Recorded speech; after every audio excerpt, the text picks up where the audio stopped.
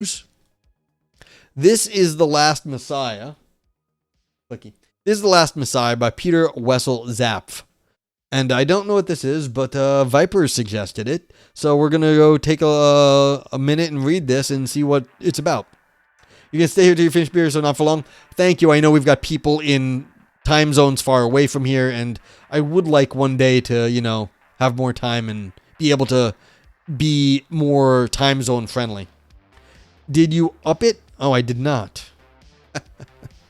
You're right. I did not up it. Thank you. Update paper. That's what up stands for. Thank you, Vipers. Do I remember how to stream? No, I do not remember how to stream. I'm tired. One night in times long since vanished, man awoke and saw himself. He saw that he was naked under the cosmos, homeless in his own body. Everything opened up before his searching thoughts, wonder upon wonder, terror upon terror, all blossomed in his mind.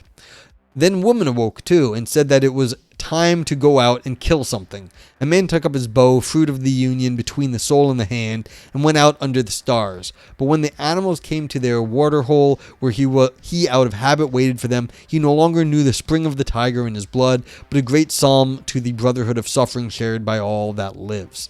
That day he came home with empty hands, and when they found him again by the rising of the new moon, he sat dead by the water hole. Yeah, a little bit of an intense start. Alright, so all of a sudden we had knowledge, and then we had to go do stuff to maintain ourselves with this knowledge, and we were not able to do it anymore. My buddy Hayden, he's a playwright, he actually had a story about this with his dad. His dad was he's a nice southern boy, Hayden, living here in New York now. And he said his dad one day, they went out hunting and they shot a deer, and his dad broke down crying. All of a sudden he's like, what did he do? He was he has been hunting his whole life, and then all of a sudden it kind of hit him. He was like, fuck. And he was like, Hayden was it was crazy. It was his dad, this sort of lifelong hunter, just all of a sudden couldn't do it anymore. Interesting. 2. What had happened? A break in the very unity of life, a biological paradox, a monstrosity, an absurdity, a hypertrophy of the most catastrophic kind. Nature had aimed too high and outdone itself. A species had been too heavily armed. Its genius made it not only omnipotent over the outer world, but equally dangerous for itself. Its weapon was like a sword without hilt or cross guard, a two-edged blade that could cleave through anything, but whoever used the sword had to grip it by its blade and turn one of its edges against himself. You just think of that as the first thought of waking up. Yeah, chocolate. Crafton says we have a poem like that's called The Death of a Deer, where a hunter starts crying while eating the deer. Yeah. In spite of its new eyes, mankind still had its roots in base matter. Its soul was woven into the matter and subject to its blind laws. But at the same time, man could scrutinize matter as though it were a stranger. He could compare himself with other phenomena, uncover and categorize his own vital processes. Came to nature as an unbidden guest. Now in vain he extends his arm and prays to be united with that which created him. Nature no longer answers. It made a miracle with man, but has refused to acknowledge him since. Man has lost his citizenship in the universe. He has eaten from the tree of knowledge and has been banished from paradise. He is powerful in his world, but he curses his power because he has bought it with his soul's harmony, his innocence, his comfort in life's embrace. Yeah, this is the fall, really. We've fallen at this point. Whatever harmony in the Garden of Eden we had, we've fallen now, and we have left, and it's we can't return to where we were. We just can't.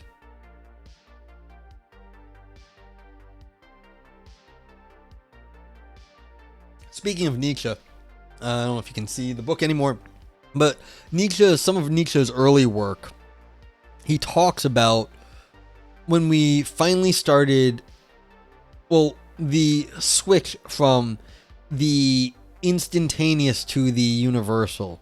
When we start saying, we see leaves, but it no longer became each individual leaf that just was every leaf is different. But then all of a sudden, all of them became the same. They're all just leaves to us.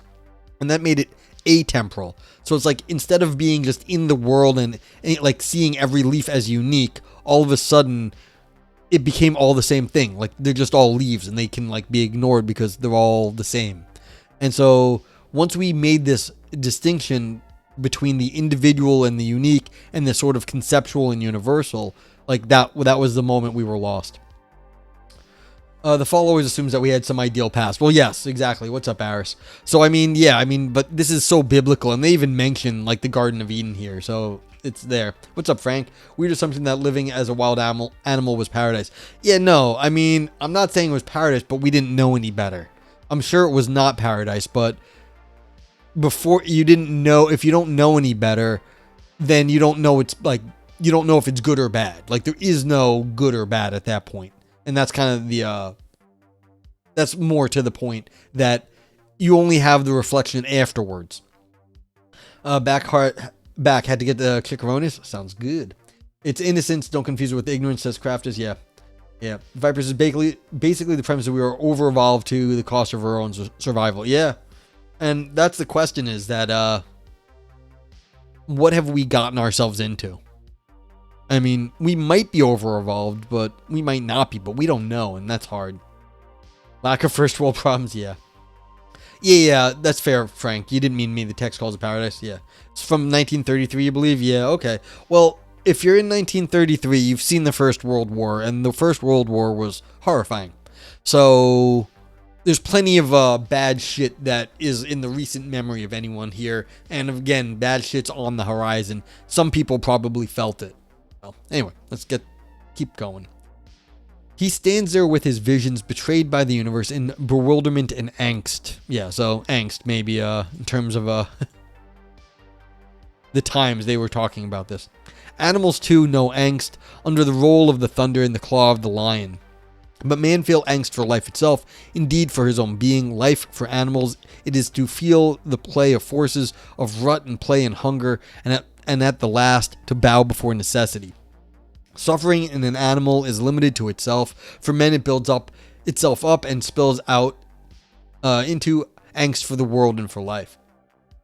For the moment the child embarks on his journey down the river of life, the roar of death's waterfall fills the valley, and always nearer and nearer it gnaws at the child's happiness. Yeah, we're getting all the existential imagery here. Man looks out over the earth, and it breathes like a great lung. When it exhales, delicate and graceful life teems out of its pores, and all the creatures stretch out their arms to the sun. But when it takes in its breath, a rustle of fragile spirits breaking sweeps through the multitudes, and their corpse lash the ground like showers of hail. Nor did man see only the number of his own days, but graveyards were exhumed to his view, and the cries of grotesquely decomposed cadavers, the anguish of sunken millennia, beat against him. Motherhood's dreams gone again to earth. The veil of the future was torn aside, and it showed him a nightmare of endless repetition, a senseless squandering of organic stuff. Yeah. Chicoronis, otherwise known as pork rinds. Yeah, food. I knew it was food. Sounds good. Bon appetit. Viper says, I love the life of animals is play, hunger, and being horny. What it is. Yeah. The suffering of humanity's billions passes into him through the gate of his empathy. Every event sneers at his demand for justice, the principle he holds most dear. He sees his genesis in his mother's womb. He holds out his hand and sees that it has 5 branches. Where does this accursed 5 come from, and what does that have to do with his soul?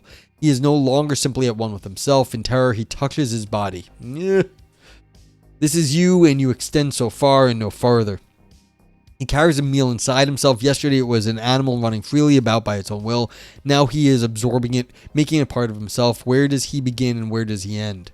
Things blend into each other in sequences of cause and effect, and everything he tries to seize and hold dissolves before his probing thoughts. Soon he sees mechanics behind everything, even behind that which he used to hold dear. His beloved's smile. There are other smiles too, toes peeping through a torn boot. At last, the nature of things is only his own nature. Nothing exists but himself. Every road winds back to himself. The world is but a ghostly echo of his own voice. He leaps up with a shriek and wants to vomit himself unto the earth. Together with his foul meal, he feels insanity approaching and tries to kill himself before he loses the power to do even that. Yeah, I mean, this is the old thing about solipsism too here. It's like you start to realize, well, you have this sort of experience that is, in some sense, your own personal history that no one else has. They may have experiences along the way that are similar to yours, but no one's got your history and your unique sort of take on experience because that is just yours. And it's like, do you actually have access to anything else out in the world? Like, or is it just your personal history that is the realest thing to you? And so it's like, what do you do at that point? What else do you have? So it's like, yeah. So soliloquism. Yeah, maybe. So we've got that. It's like, what are we actually doing? What do we have for ourselves besides this sort of personal history? This has the tone of what I imagine you write in your notebooks. This is much better written than what I write in my notebooks. And Vipers, the sad thing about my notebooks is it's like my notebooks are really all sort of like not that interesting. Like, they're notes I understand, but like I'm nowhere near this existential or eloquent. So it's like, yeah, I can even show people. I show people my notebooks on the regular. Like, you see, like I always have a notebook on me, and I don't, like, if people ask to see it, I just give it to them because most of the time what I'm writing is not interesting or even that accessible for people. Like, it's not like they won't understand, but they'll be like, this is not good. Koss says, I swear I hear words and feel like y'all philosophers are trying to summon an old god. Yeah. I mean, I personally, it's like, I play very long games. Like, the games I'm playing are not only with the people alive today. I'm playing games with people long dead. And for all I know, people like ancient and lost forever. So it's not wrong to say we're playing games with, like, whatever you want to call an old god. It's like, in some sense, like, yeah, like, we're arguing with people for thousands of years. Like, the history of all the people that have worked on this. We've got thousands of people. We've got lineages going back thousands of years. Like, we may be fucking with old gods. I don't know. But that is not, it's not off the table. Yeah, it's not off the table. But as he stands an instant away from death, he sees the essence of death as well and the cosmic significance of the step he was about to take. His creative imagination shapes new terrifying possibilities behind death's door, and he understands that there is no escape even in death. Now at last he can begin to trace the outlines of his cosmic situation. He is the universe's helpless prisoner. He is kept so that he can be condemned to nameless possibilities. Yeah, and this is the, again, existential position that there's all these possibilities out in front of you, and we just don't understand them. Like, we can't do it.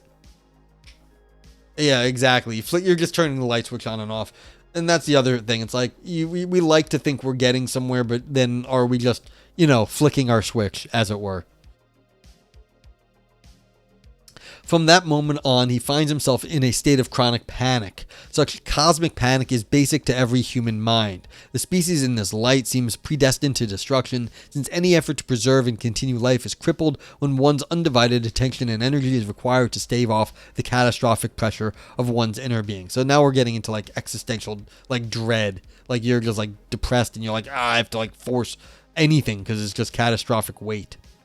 That a species thus becomes unfit for life by reason of an overdevelopment of a single faculty is a tragedy that has befallen not only man. Some contend, for example, that certain species of deer once walked the earth but was rendered extinct by a set of antlers that had become far too large. Mutations, after all, are blind, thrown into life without a thought of their viability in the environment. When one is depressed and anxious, the human mind is like such antlers, which in all their magnificent glory crush their bearers slowly to the ground. And I think this is fair. It's really benefited humanity to be smarter than the next animal, to plan ahead, to be better. But the trajectory of just having bigger brains is not an inherent good in itself. So it's like we have to sort of like socially and like interpersonally adapt to things. And we're not there. I think this is a lot of our problems nowadays, is that we've got really big brains and we are trying to figure out how to live with them. And we're not quite there. I do feel this is sort of the issue. Yeah. And let's see. I'm gonna shout out my buddy Arisol. If any of you guys don't know Aris, he's another philosophy streamer. You probably all know him, but if you are someone here that does not know him, go give him the follow. He does Ask Me Anythings, and he's been doing some poetry streams recently. Very cool stuff. So it's like, yeah, if you don't know Aris, go give him a follow. Okay, 3. Why then was the human race not wiped out long ago in great raging epidemics of insanity? Why are there so few individuals who succumb to the pressure of life because their acuity reveals to them more than they can bear? I mean, what are you talking about? I mean, this is 1933. This is basically contemporary times. Like, lots of people kill themselves. Lots of people drink themselves to death. It's been like this for a long time. And it's like, yeah. Rocco, what's up, Rocco? Yeah, we're so-called nervous monkeys. Yeah. I mean, you give monkeys alcohol, they get drunk. Like, it's typical. Yeah. A consideration of the spiritual history and present state of our species suggests the following answer. Most people manage to save themselves by artificially paring down their consciousness. Drinking is a way to artificially pare down your consciousness. Like, you have coping techniques. I think that's one of the things, I find really interesting about modern times. And this is from 1933. The fidget spinner is a contemporary toy.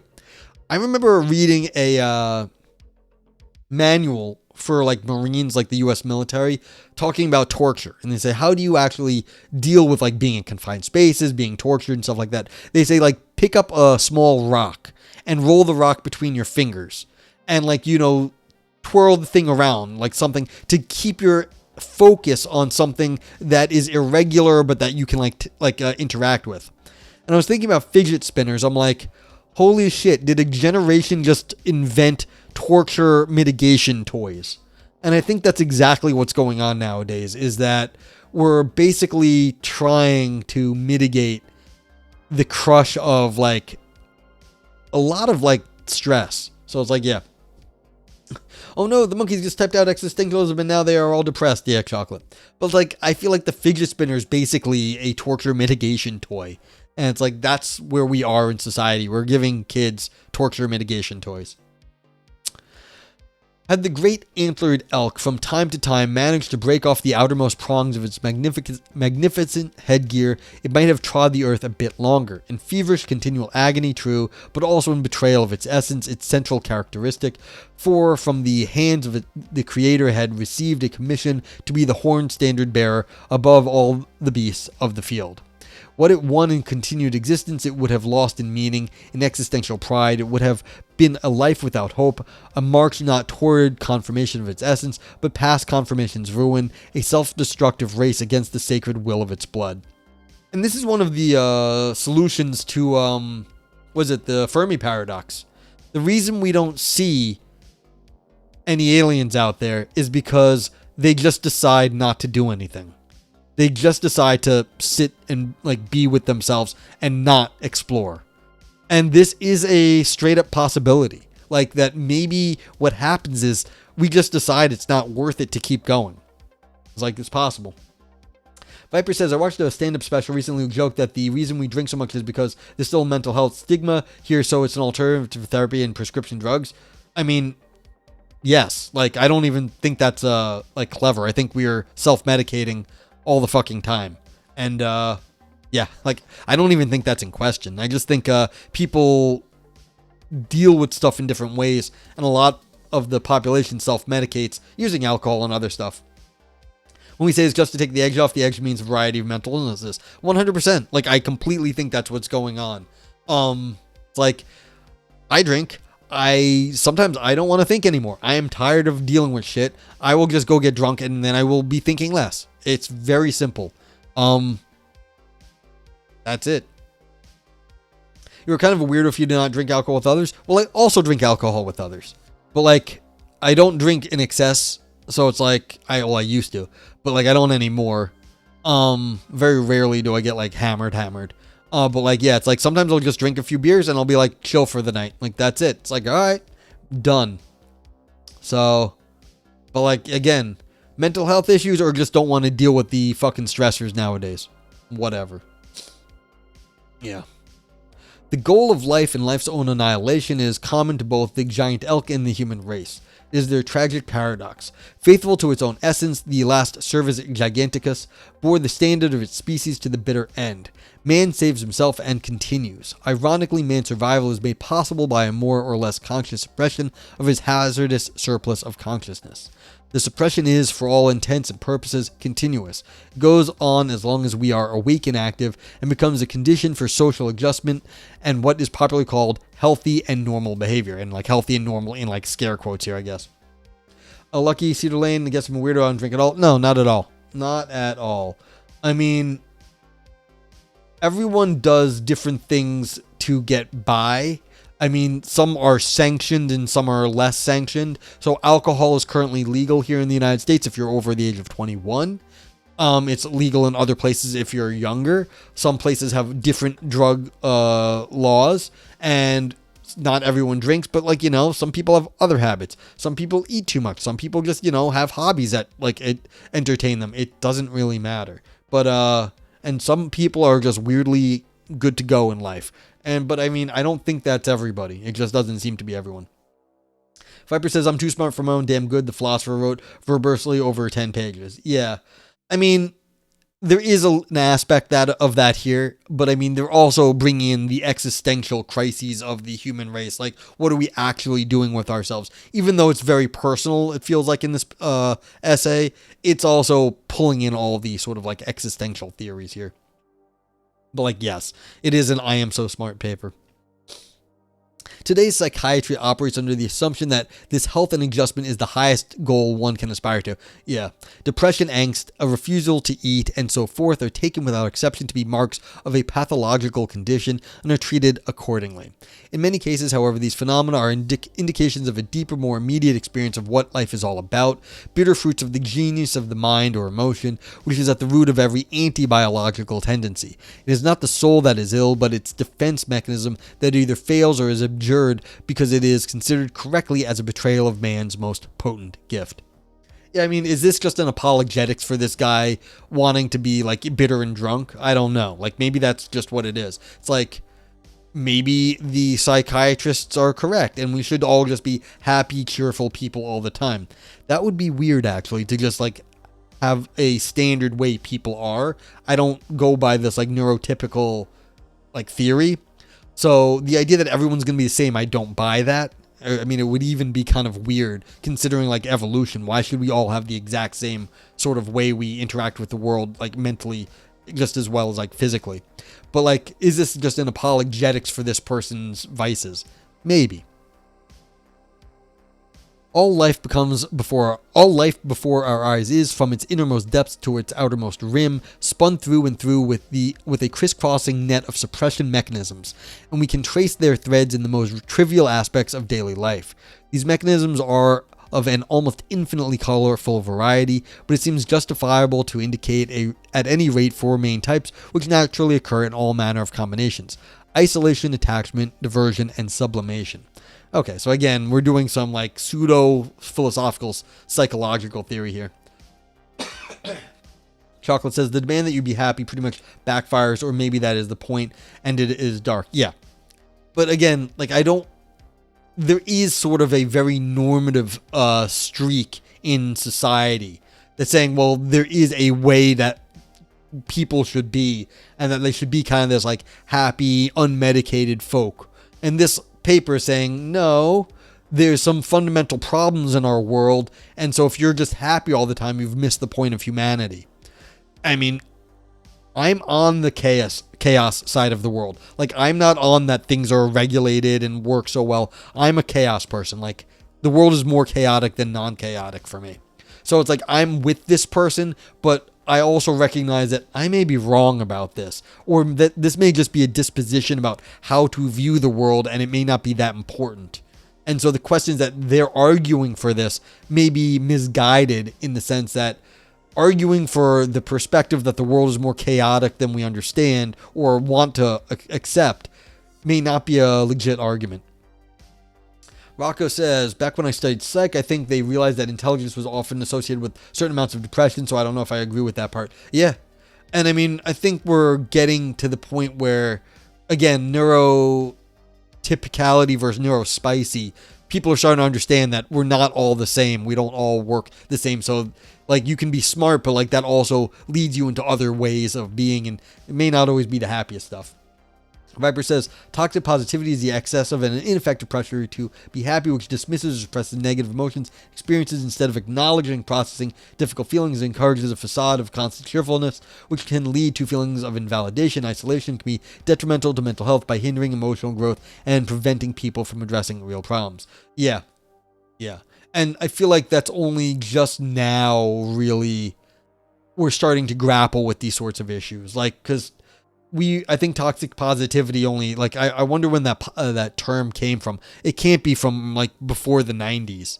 So, like, I feel like this is as a 1933 document won't really have that idea yet. But, like, we're getting there.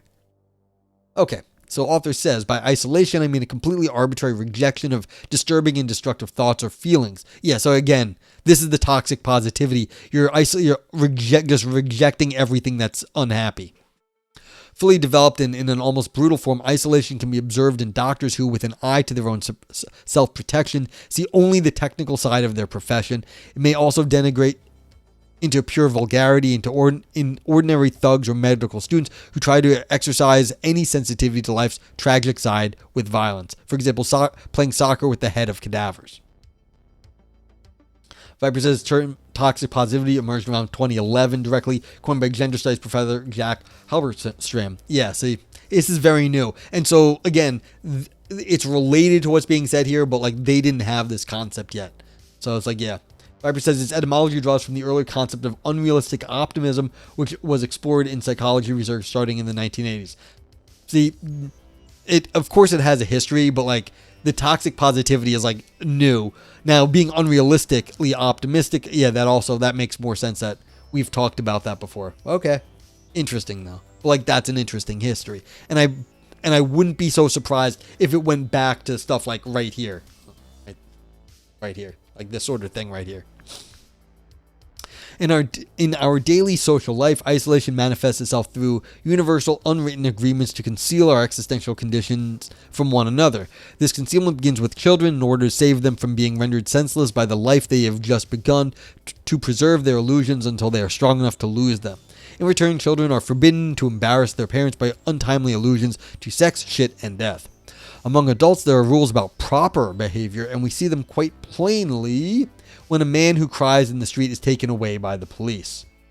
Yeah, so I mean, again, we try to hide this stuff. You hide your problems. Mental health people get sent away to the hospital, and you don't see them anymore. And you're looked down upon if you, like, do stuff at work, and that's not, like, professional. So it's like stuff like that.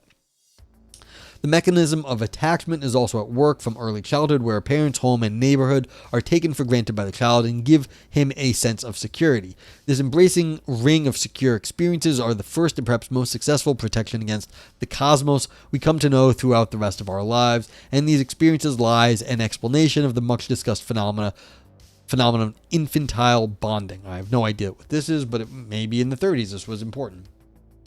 Whether these bonds are also sexual is immaterial in this light. Okay, so we're getting back to the Freud shit, but I guess this was going on then.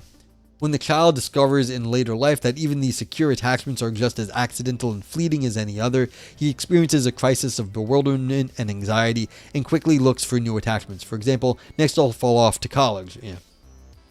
If for some reason the new attachment does not take, the crisis can either become life-threatening or develop into what I call attachment paralysis. One clings to one's dead values and tries to hide from oneself and from others in their inadequacy and one's spiritual bankruptcy.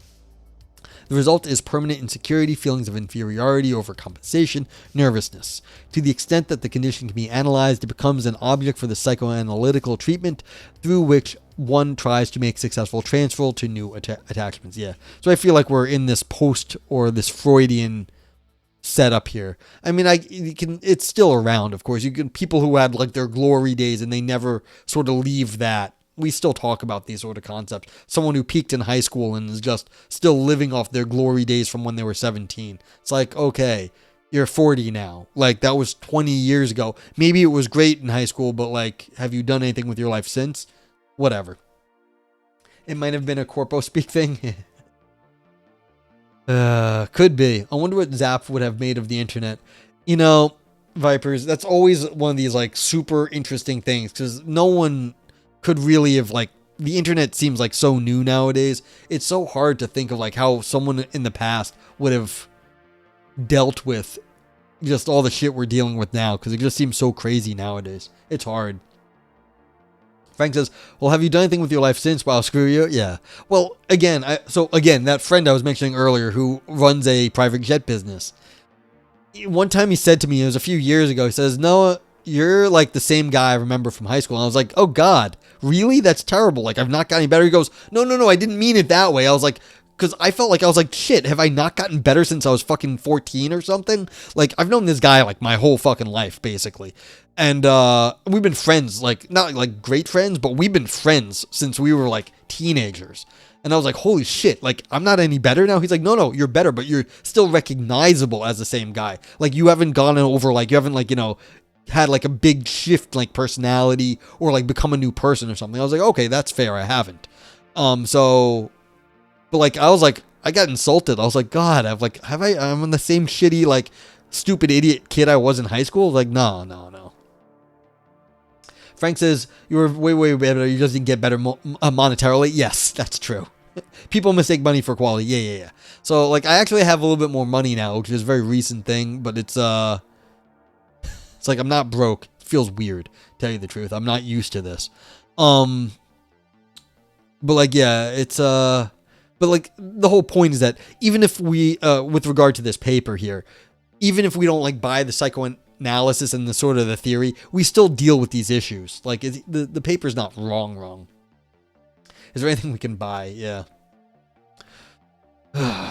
Attachment can be seen as an attempt to establish a fixed point in or a wall around the shifting chaos of consciousness. Usually this is an unconscious process, but sometimes it is quite conscious, for example, in an attempt to set some sort of goal for oneself, some reason to live. Okay, this is fair. Like, it's good to have goals. I agree with that. Generally useful attachments are looked upon with sympathy, and those who give their all for their attachments, their company, or a project are set up as role models for the rest of us. These heroes have managed to set up a strong bulwark against the dissolution of life, and others are supposed to profit by their example. Even bon vivants, we say, settle down, get married, and have children. The necessary walls are built automatically. We build a certain necessity into our lives. We welcome that which formerly might have seemed an evil only as a balm for our frayed nerves, a high-walled container for a feeling for life that had become slowly saturated with insecurity.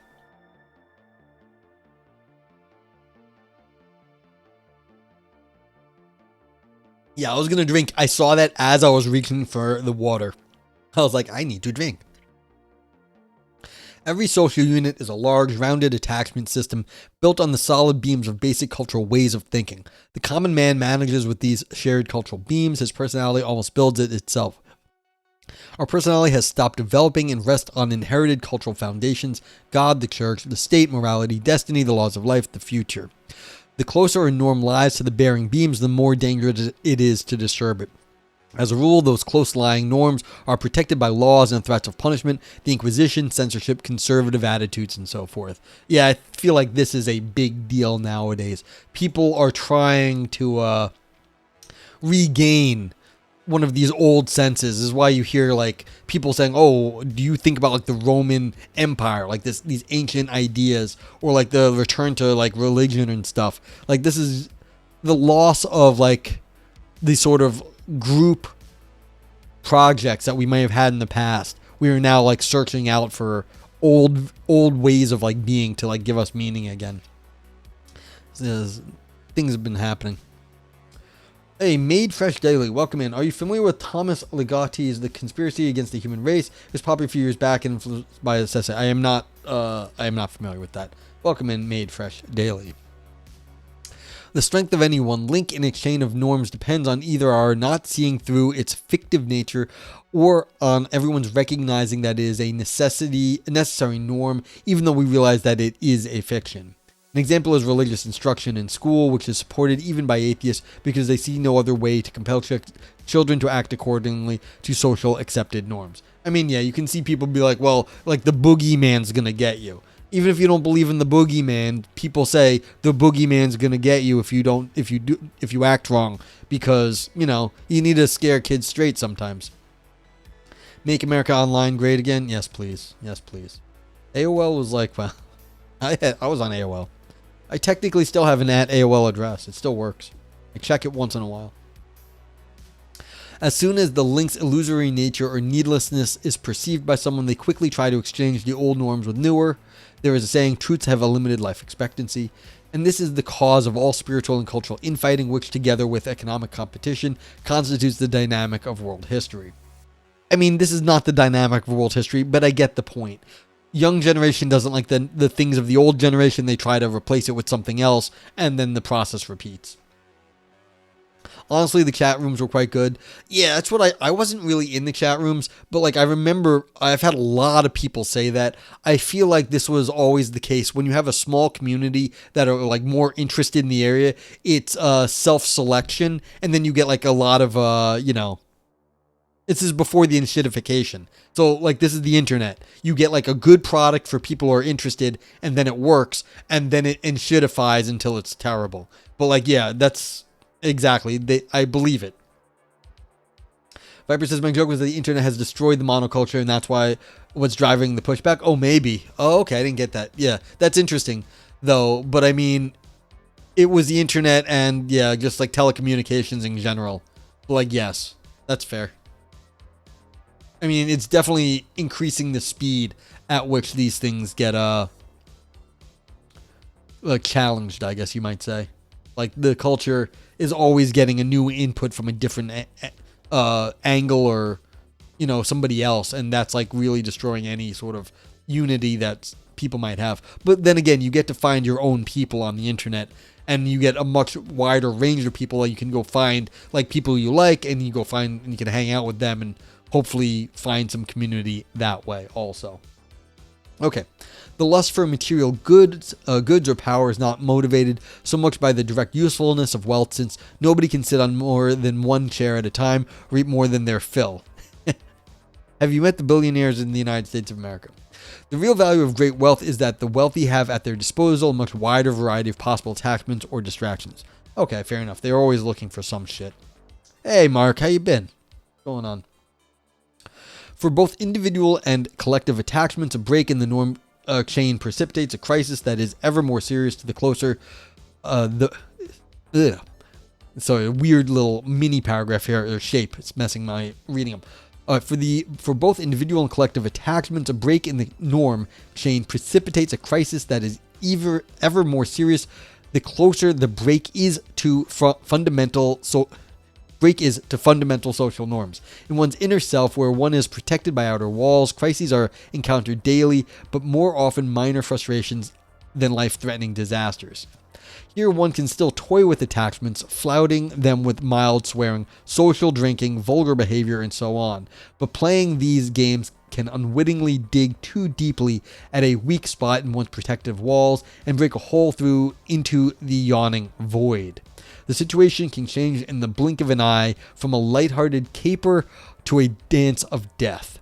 The terror of existence stares us in the face, and we realize with the staggering gasp that our minds hang suspended by a web of their own making, and that the abyss of hell gapes below. I mean, this is fair. Like, people fool themselves all the time, but then, they have the moment of enlightenment, and they're like, fuck. What the fuck am I doing? And, what have I been doing with myself? It's like, this does happen every so often, that you've got all these sort of, little things you've built up, and then you realize, this was all fucking pointless. You're alive. Hope I've been good. I am exhausted. I've had a very busy month. I'm glad that you're still kicking. Still vertical, as my neighbor used to say, although he's not vertical anymore. Still vertical, he would say. But yeah, I'm still here. I'm still on my grind, or I'm getting back to my grind right now. I really have been doing other shit for the last month, and I got to get back to my grind. Yep. The most basic beam supporting our culture can only rarely be changed without causing a major social spasm and a threat of total social dissolution, as during a reformation or a revolution. At such times, the individual is thrown back upon his own resources, he must develop his own attachments, and there are few who can manage that. Depression, riotous living, and suicide are the result, as was the case for the German officers after the First World War. The naked lunch moment, a realization of the insanity that lies at the end of every thought. Interesting. Is that like a thing, the naked lunch? Yeah. AOL just shut down maybe a month ago. Did it shut down, or was I thought some part of it shut down. I don't think AOL shut down permanently, because I'm pretty sure I still have an AOL address. It's owned by Yahoo. The Yahoo runs the email service that is AOL now, but like I think it was like maybe you're right, I don't remember cost, but you could be right. Like there was definitely something about that. Yeah, the moment of clarity, whatever that's worth, people will be like, oh yeah, I finally had a moment of clarity. Who knows if that's worth anything. Anyway, another weakness in the system is that one must use very different defenses to confound the variety of dangers on all fronts. Each of these bulwarks comes with its own logical superstructure, and the unfortunate result is that conflicts between incommensurable sets of values inevitably arise. The superstructures collide, and despair seeps in through the resulting cracks. Then one can be possessed of a wanton destructiveness, a lust to dismember the entire life support system, and in gleeful terror try to sweep away the whole mess. The terror is due to the loss of all comforting norms. The glee comes from the resulting purposeless identification and the harmony with the deepest acknowledgement of our being, its biological transience, its tendency towards death. I like this paragraph. I mean, we definitely have competing forces on us. Like, we like one thing, we have another thing. There's a bunch of stuff in our life. It's not all going to be consistent. And what do you do when like the inconsistency becomes a problem for you? And I'm not talking like a logical paradox here. I'm talking about like you have say like an obligation to your family and an obligation to say like work or like the rest of your life, and they come into conflict, and it's like you can't make both your life that you've envisioned for yourself and like maybe what your family expects for you, and it's like it's problematic. It's like you have to do something about this. Koss says AOL.com is not shutting down its email service. However, it's ending its dial-up internet service on September 30th, 2025. Yeah, it was the dial-up, which in some sense, it's like that should have died years ago, but like it is the end of the early internet era as of like last month. So like, yeah. So the early internet of like where it was a phone service thing really is the end. Yeah.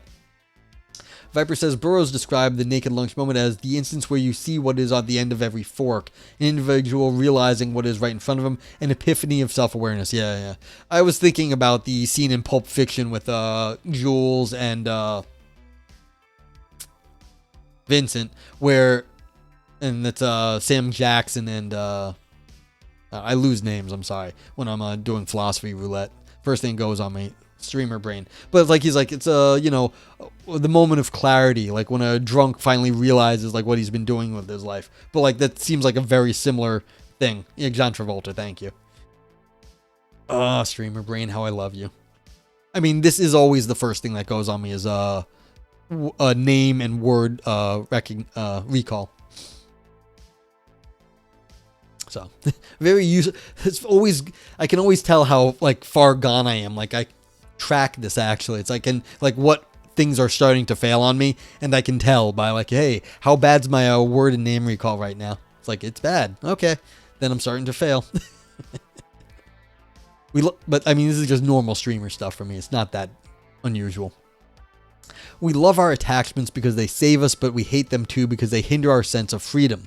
So when we feel strong enough, it is a pleasure to come together and bury some anachronistic value to the funerary chime of church bells. Material objects are useful as symbols. Here in these ceremonies are sometimes called expressions of radicalism. When someone has slain all the attachments he could lay eyes on, he calls himself a liberated man. I never forget a face names though. Yeah, I've gotten better with names in the last few years, but I used to be terrible with them, and now I'm much better. It's like, but I've had to work at it. Like I've consciously put effort into like trying to match names with faces and remember the names. Rocco says, this is where Sartre's Condemned to be Free enters the picture. I remember being the most calm and relaxed when I was taking my mom to the doctor because there was no doubt to me that helping her was what I needed to be doing at the moment. Yeah. This is exactly the stuff that's going on here, Rocco. Like, this is the exact discussion. I mean, there's always talk about like disasters where everyone comes together and works to, get out of the disaster.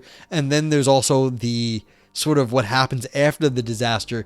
All the old social and like, money and all this stuff that separated people from making friends comes back into the picture. But in the moment of the disaster, everyone works together, everyone's happy, everyone's friendly, it all works together. And then once the moment where the goal, like everyone's, the disaster is over, all the old social structures come flooding back, and then like everyone gets alienated again, like they're all separated from each other. And this is like known, this happens every time there's a disaster. Everyone comes together, and then everyone just like, even though you love the person in that like moment, like everyone drifts apart again. It's like creepy.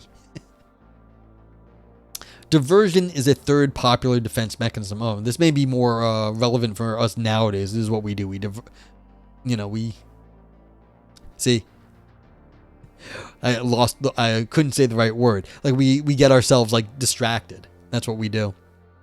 So many fun toys we have now with the internet. With diversion, we keep our field of vision within acceptable bounds by keeping it busy with a ceaseless stream of new impressions. Very, very contemporary. This is exactly what we do. A ceaseless stream of new impressions. Thank you, doom scrolling. This is a typical dodge in childhood. Without diversions, a child can't stand himself. Witness the common complaint, Mom, there's nothing to do. A little English girl I met while she was visiting relatives in Norway used to come constantly in from her room and ask, what's going on? Babysitters become virtuous at diversions. Look, child, see, they're painting the castle. The phenomena is too well known to require further illustration. Diversion is the whole lifestyle of high society. It can be compared to an airplane, built of the earth but able with self-contained energy to hold itself in the air as long as the energy is maintained. It must always be moving forward because the air can only support it for an instant. The pilot can become lazy and secure from habit, but once the engine misfires, the crisis becomes acute.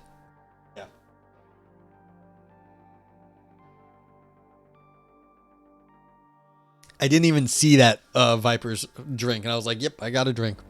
Starting to go. Diversion tactics are often quite conscious. We need to steadily divert our attention from ourselves because despair can lie just under the surface, in a catch of breath or a sudden sob. When all possible diversions are exhausted, we end up in a kind of spleen or peevishness. This ranges from a mild sulk to a lethal depression. Women, as a rule, seem to be more at peace with their existential situation and are more likely to calm their anxieties through diversion. I doubt that, but we will just accept that for, we'll chalk that up to 1930s shit. In fact, a central aspect of punishment by imprisonment is that most opportunities for diversion are denied the prisoner, and there being few other means for protecting oneself against angst, prisoners are, for the most part, constantly on the brink of utter despair. Any measures he can find to stave off despair are justified as an attempt to preserve life itself. For the moment he experiences his soul alone in the universe, there is nothing else to see but the categorical impossibility of existence. Pure unadulterated despair, life panic, will probably never come to fullness since defense mechanisms are complex, automatic, and to some extent, constantly operating. Let me just mark this off right here. This is the sort of thing that kind of annoys me in philosophy. It's that you have this thing you are completely convinced and absolutely certain that is existent, but then you say we'll never get there, we'll never be able to experience it because a whole bunch of things are interfering with it.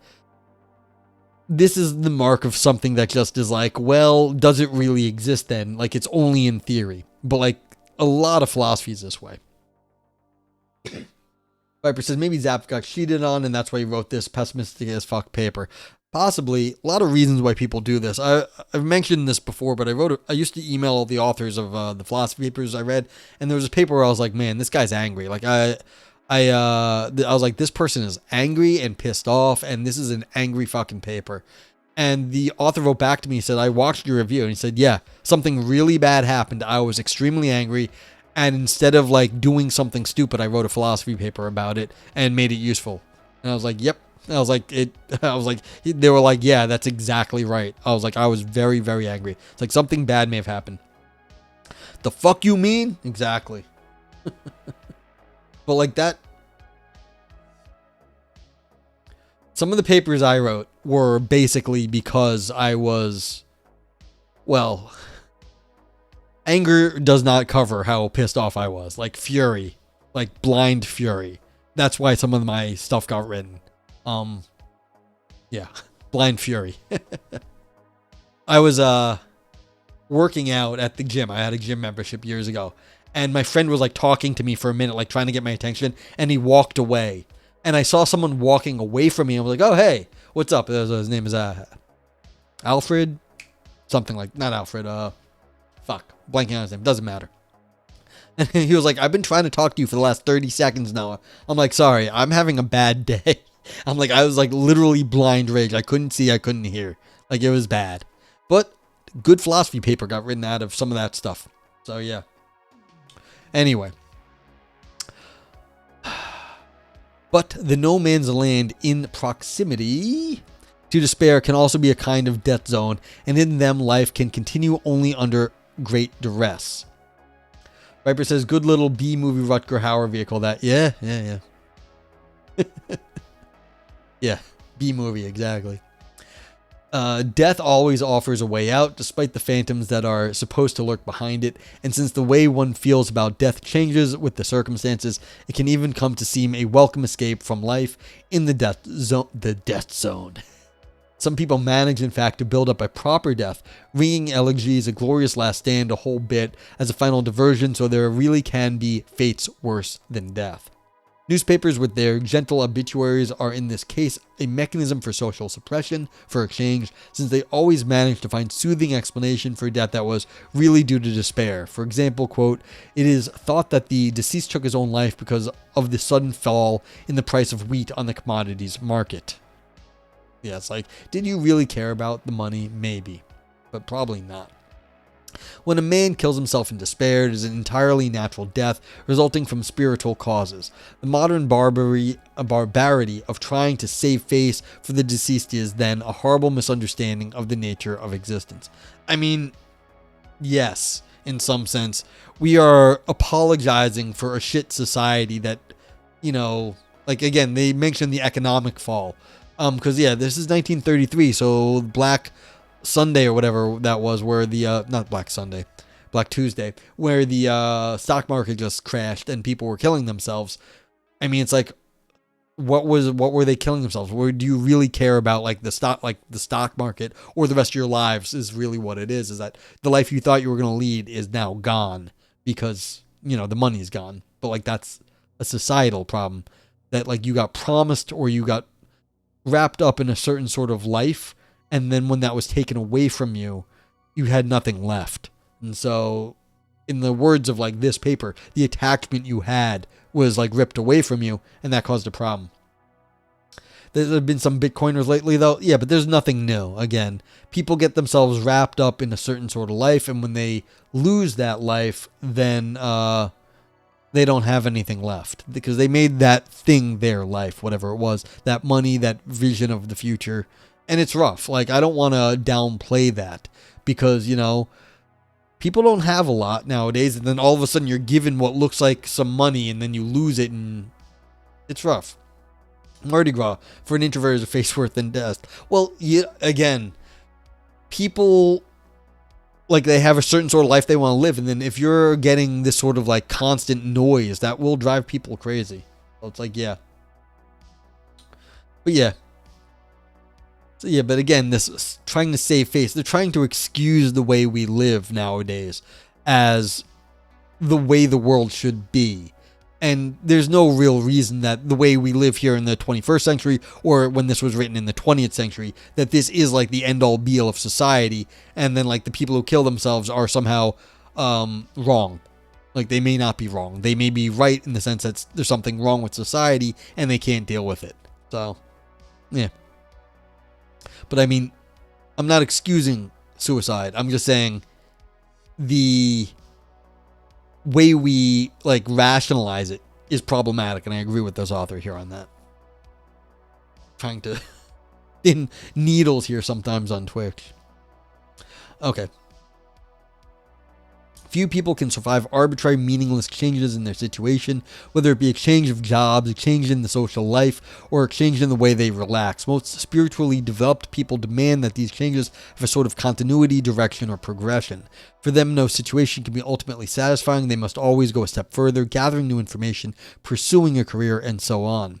These people suffer from an ineradicable yearning to overstep limits, to demand more and more from life, a restless ambition that is never satisfied. When one's previous goal is reached, it becomes only a step to some higher goal. The goal itself, in fact, is immaterial. It is the yearning itself that is important. The absolute height of one's goal is less important than how much higher it is from where one momentarily finds oneself. It is the marginal degree of yearning that counts.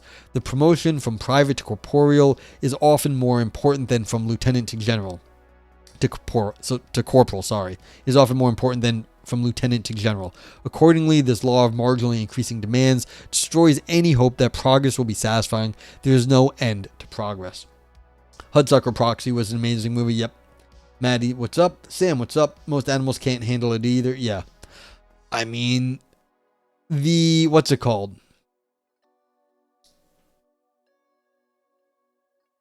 Like they say I read some article once. They say the three most significant changes or most difficult things in one's life are moving, marriage, and death. Like death of a family member, getting married, and moving.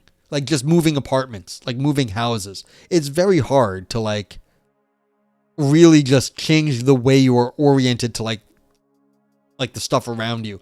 There's also been studies about long haul truckers and how they will drive way too long to get back to their house when they could like sleep other places, and it's dangerous because like they're too tired and they're driving. But this is like to get home where you feel comfortable and you have all the things around you that you understand. People will go to great lengths to recover that.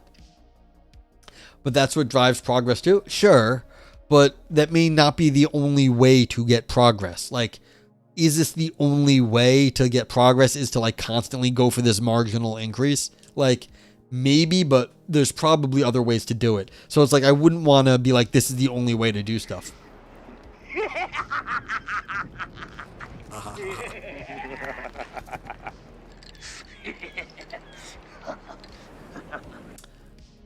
Home is where you hang your hat. Thank you, Ivan, for the subscription. Home is where you hang your hat. Do I actually hang any of my hats? I do hang my hats. I do have them.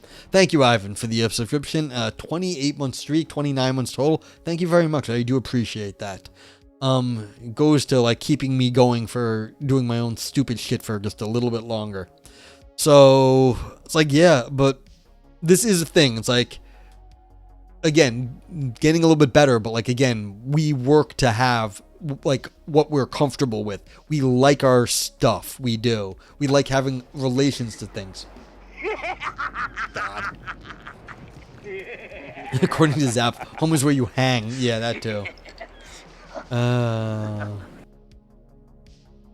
Thank you for the Prime chocolate. I appreciate that. You, like, less money for Jeff, more money for B. To steal the Daniel Matz line. You're winning, sir. Oh, thank you very much. You need 200. Thank you for the bits, Ivan. I appreciate that. We got a fucking hype train, or almost hype train, whatever this is. Thank you, thank you, thank you. Yeah, I mean, that's the other part of it, I guess, Vipers, is that where everything is, and then that's where you could also lose everything. So that's fair. You make great struggles to get back to your distractions, your stuff, the way you like stuff, and then when it gets alienated from you or taken from you, that's, again, everything then becomes against you. And Zapffe would be like, yeah, and that's what's going to fuck you up. Thank you for the bits. Thank you for the subscriptions. I do appreciate them. It helps me keep going on my stupid little world. Cheer 100 cup of smart. Thank you, Rocco, for the 100 bits. Appreciate that. Cool. Thank you. Thank you, thank you, thank you. So yeah, appreciate, like, level 1 hype train. Hooray! Fucking scam train. Thank you. You know, I was at that public philosophy conference 2 weekends ago, and at one point we were all together at a bar, and they said, all right, here's a question for all the philosophers at the bar. can you do public philosophy while criticizing the institutions that support you? And most of these people are academics. So it's like, can you do public philosophy in some sense without the academy? I'm like, the only people I rely on are fucking Amazon. And I will tell you right now, fuck Amazon. Like, fuck Jeff Bezos. But like, yes, it's like, it does help keep me going. And like, even though Twitch is generally quite often, well, I don't know about generally, but quite often terrible. Look at what happened at TwitchCon. It does, like, it is the platform we have, and it's the best we got at the moment. So it's like, yeah. So thank you. And this is how things are done here.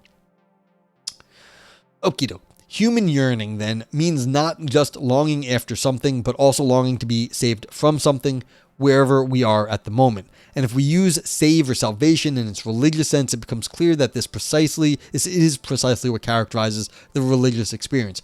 No one has ever managed to explain what it is they are longing after in religion, but it's quite clear what they are trying to escape from. Dawkins says they make money by criticizing their own platform. Yeah. Good content. This earthly vale of tears, one's untenable existential situation. And if becoming aware of the situation is the greatest truth our souls can reach, it is also clear why religion is thought to be a fundamental need of human beings. In light of the above, however, the hope that there might be some ultimate confirmation for the existence of God seems utterly in vain. With the fourth defense mechanism, sublimation, the mode of operation is transformed rather than suppression. With the creative talent or unshakable panache, one might be able to transform the very agonies of life into pleasant experiences.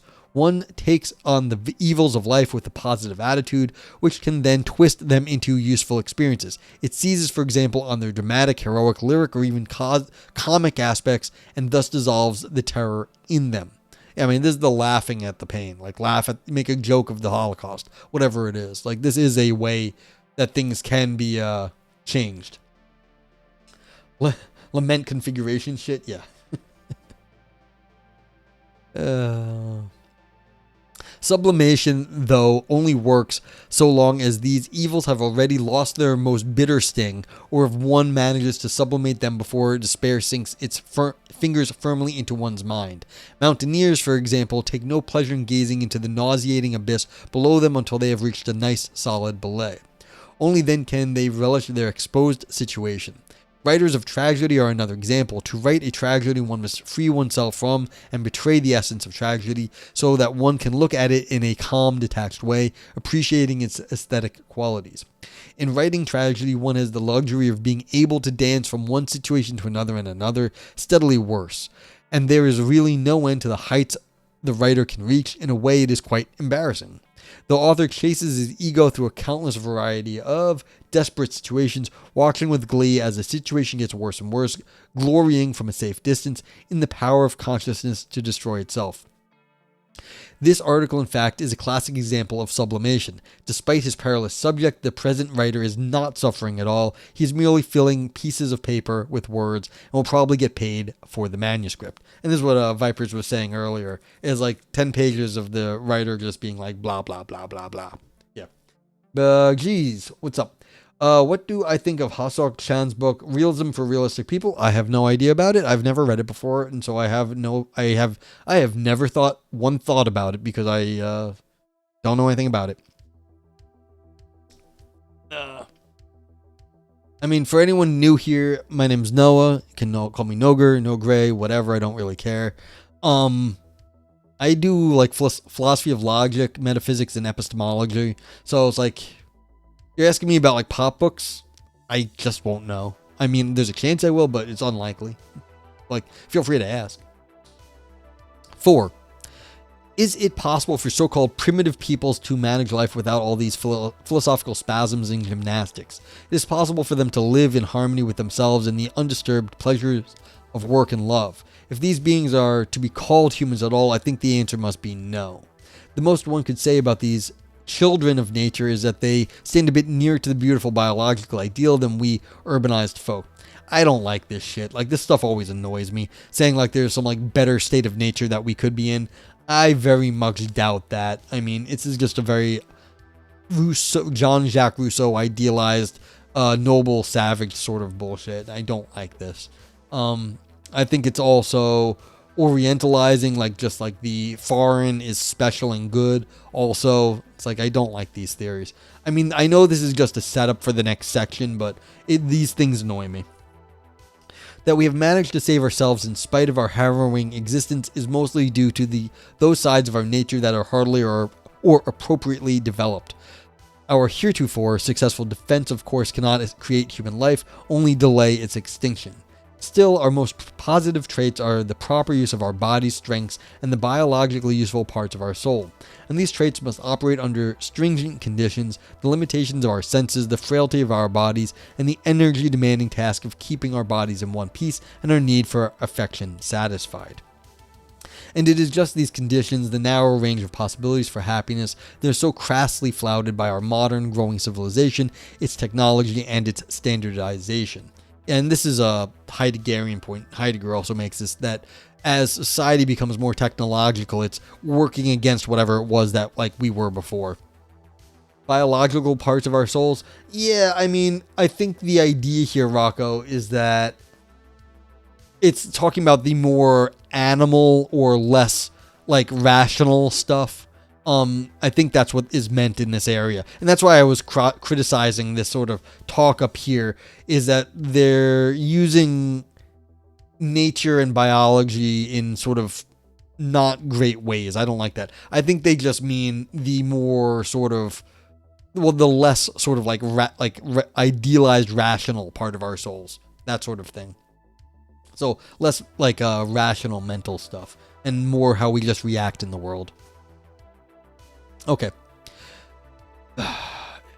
And where was I? Okay, and since a large part of our best biological talents are superfluous in the modern, complicated technological game we play with the environment, we are victims of increasing spiritual unemployment.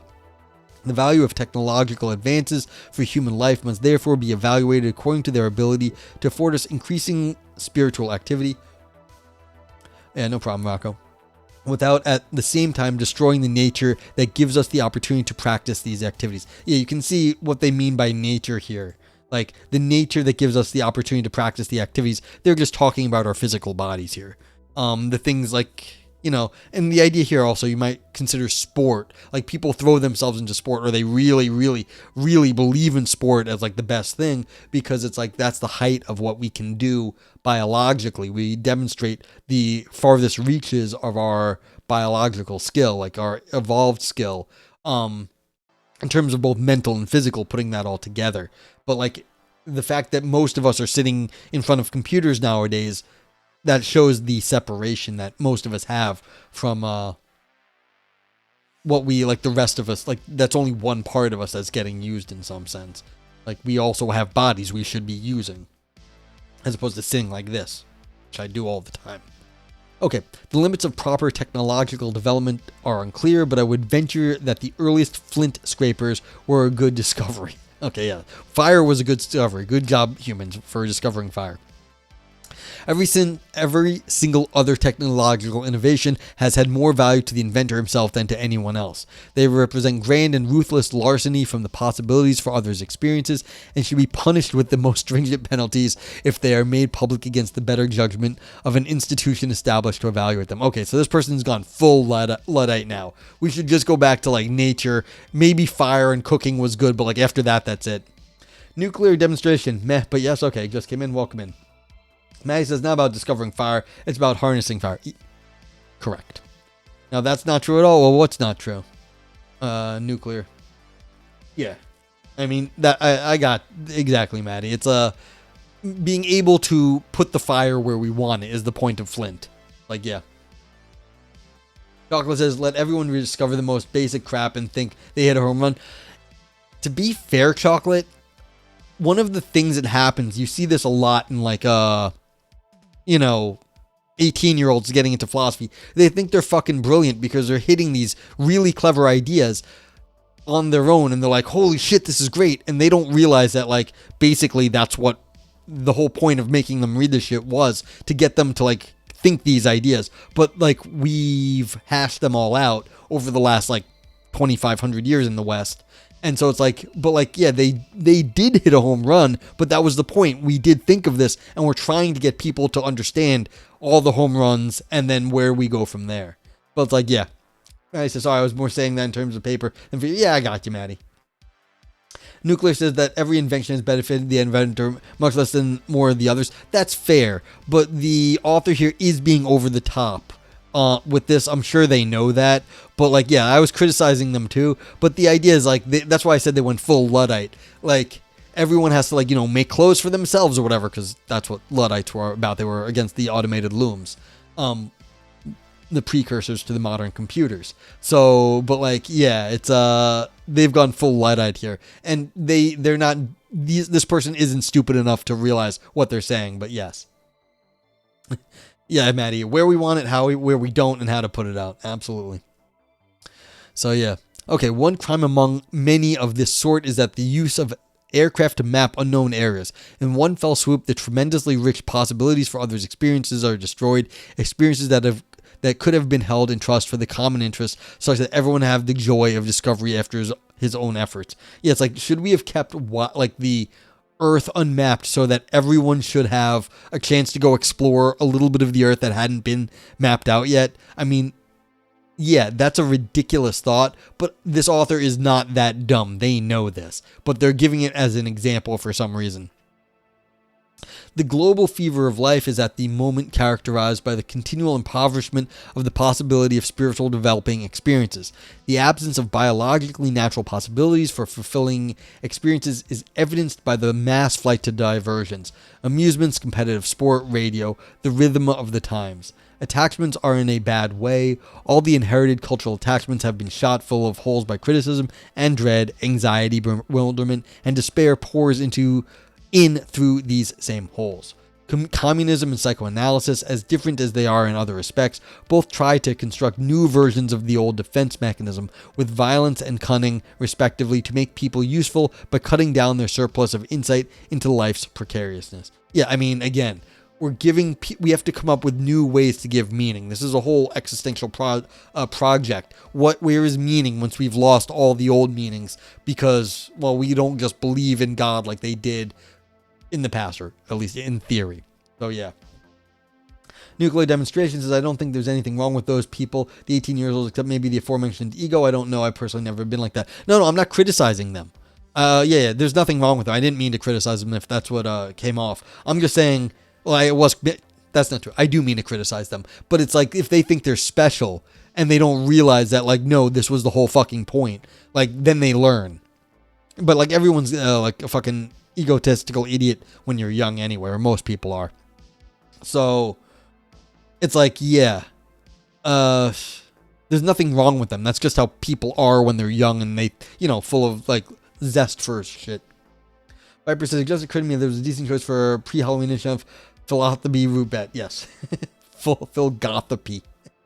That's actually pretty good. Phil Gothopy is not bad, Vipers. Yeah. Nico says, yeah, I'll be honest, I don't get Luddites. I don't mean the lack of understanding the mentality. I don't relate to it well.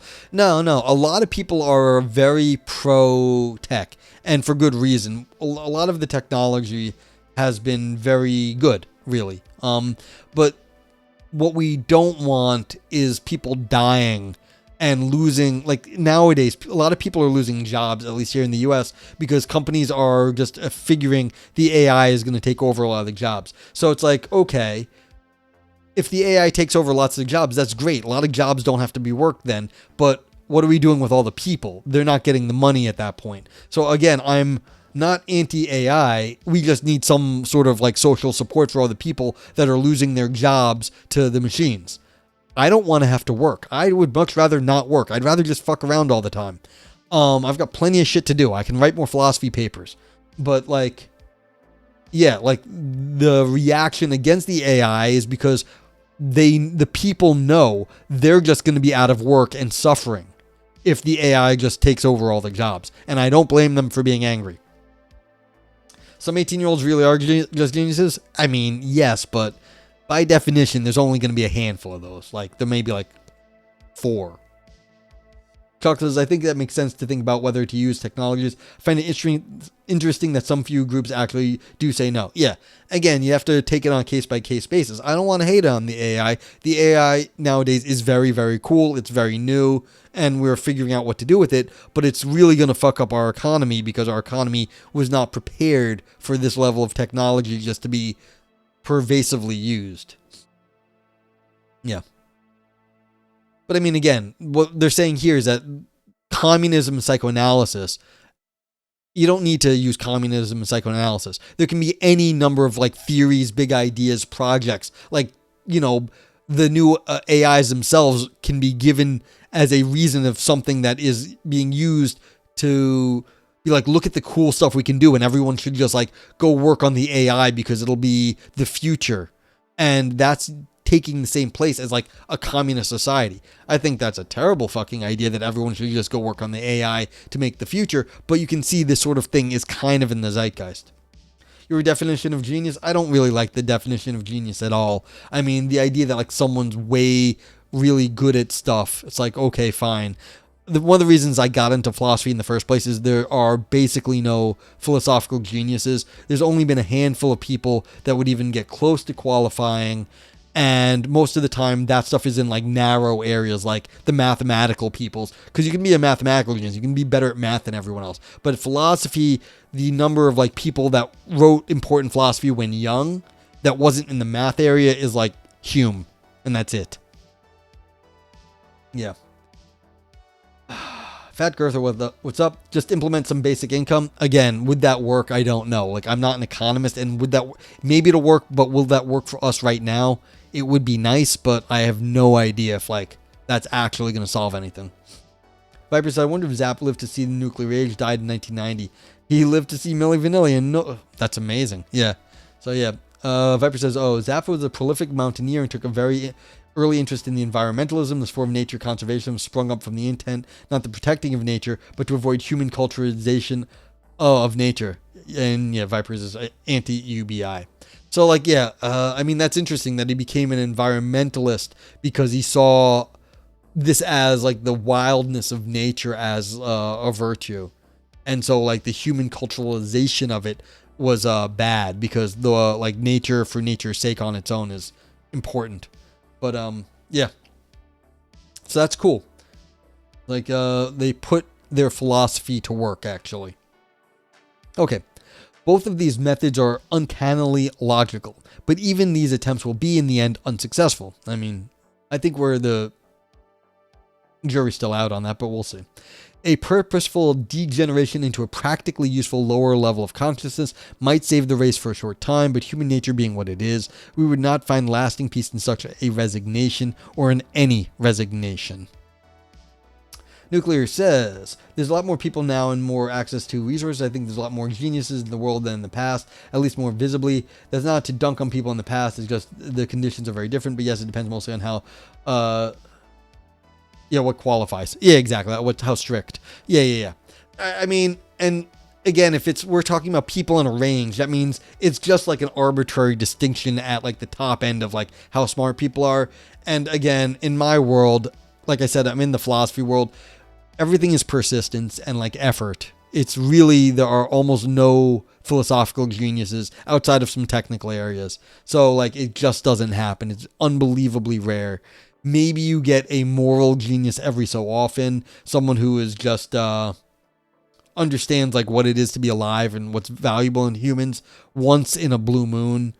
Like you might get that. It's so rare though. It's so rare.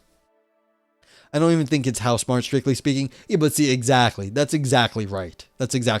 There's no easy measure of any of this.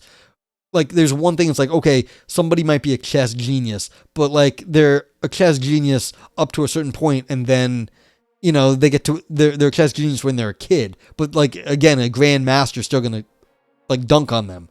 And then maybe you're going to be the best chess player in the world. I don't know. But again, like that's one thing.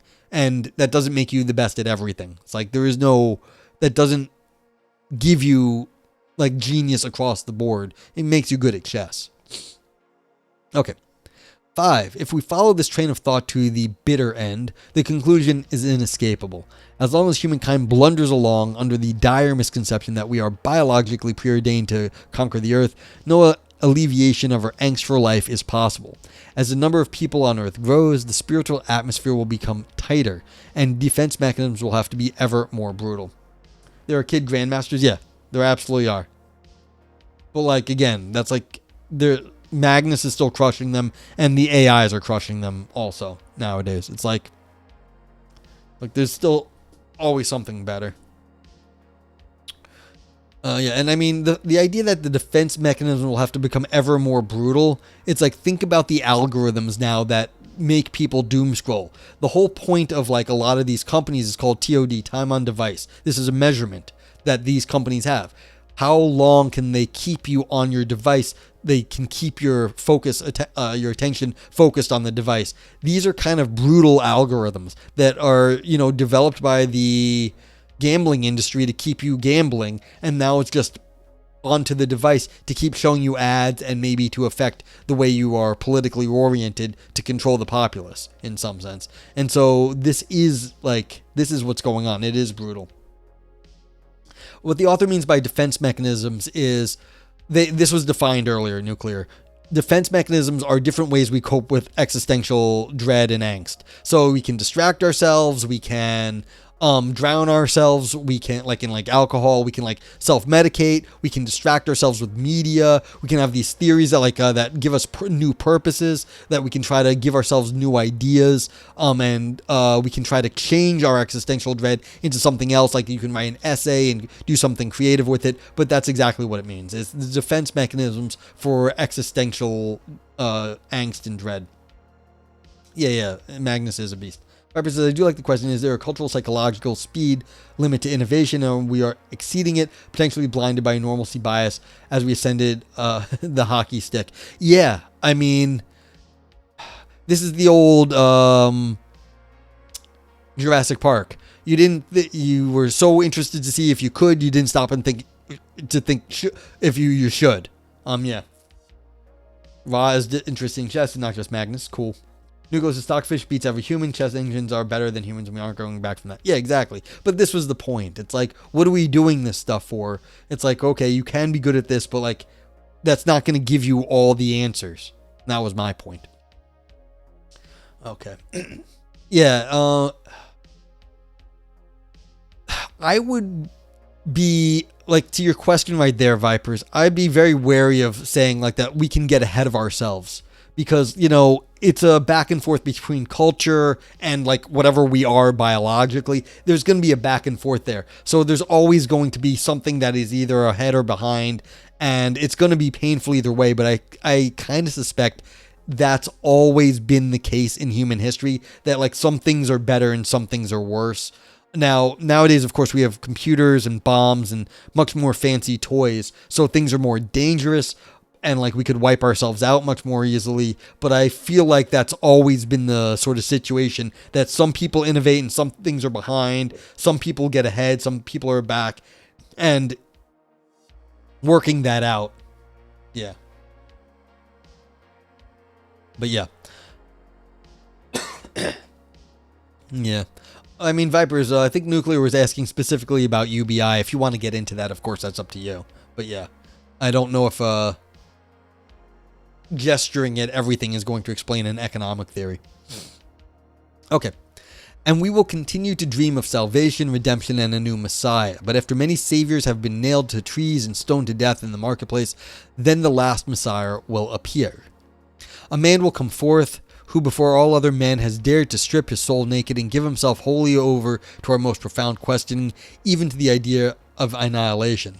A man who has grasped life in its cosmic context and whose agony is the agony of the world.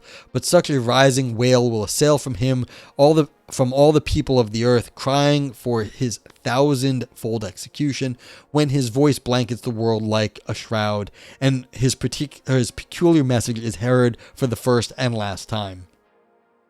What's up, Retheus? Hope you're having a great day. Okay, so yeah, Vipers is giving the renter class problem, yeah. Same old, yeah. Shit, we're doing a Dune essay, yeah, we kind of are. The life of many worlds is like a rushing river, but the life on this world is like a stagnant puddle and backwater. The mark of annihilation is written on thy brow. How long will ye mill about on the edge? But there is one victory and one crown, and one salvation and one answer. Know thyself, be unfruitful, and let there be peace on earth after thy passing. Okay, so I mean, know thyself. This is what was on the old Oracle at Delphi in ancient Greece. A very old sort of thing. And when he has spoken these words, they will fall upon him with the midwives and wet nurses at their head, and they will bury him under their fingernails. He is the last Messiah, from father to son, from son after father. He is descended from the archer at the water hole. And Peter Wessel Zapffe as a painter. Interesting. And that's it. Cool. All right, this is a fun little existential essay. Like you said, it was from the 30s. It's very impressive. It's well done. Cool. Yeah. All right, as always, we might as well give it a rating. So if you're new here, what we do is we rate the philosophy read on stream. If you thought this was fun and gave you some fun ideas, you give it a brain dance. Spelling and capitalization do matter here. These are better TTV emotes. If you can't see them in your chat, you can see them like below, but you can install the better TTV extension, or like the 7 TV whatever 7Z ones. Nog Scream, if this gave existential artistic drama, this was definitely an existentialist paper. I'm going to be giving it a scream. Nog Ouroboros for deeper ancient ideas. Nog Knife, slicing and dicing arguments. Nog Navel gazing only for academics. Nog Turd, all style no substance, still poop underneath. And Nog Grapes for big claims that shrivel up. You can also give it the global vote yay and vote nay of Twitch if you just want to give it a generic up or down vote. And my vote note, I do make I calculate an overall score. Anything in the green makes the score go up. Anything in the red makes the score goes down. And the meh makes it go to the middle. So yeah, Vipers gave it a brain dance, a scream, an Ouroboros, a knife, and a grapes. I kind of feel that. Like, it's fun and existential, but it doesn't really, like, deliver on all its promises. And Aris gave it a pretty similar rating. It's a scream, an Ouroboros, and then it gives it a turd and a grapes also, and a meh, because again it was a little bit more hand wavy, and Aris is a professional and will call out the hand waviness. Chalk gives it a scream and a meh. Rocco gives it a scream and a yay. Yeah, so that's kind of how I'm feeling about it. It's either between the it's not bad. I thought, especially for the time it was written, if this was really as reported was 1930s or early 30s.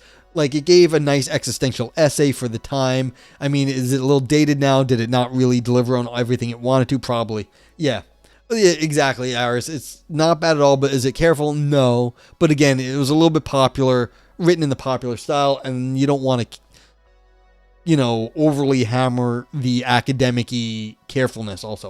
And it's translated by a third party. Yeah, fair. It's, you lose something in translation. It's hard to get it just right. So what am I going to say? I'm going to give it a brain dance. I'm going to give it I'm going to give it 2 screams. It was very existential.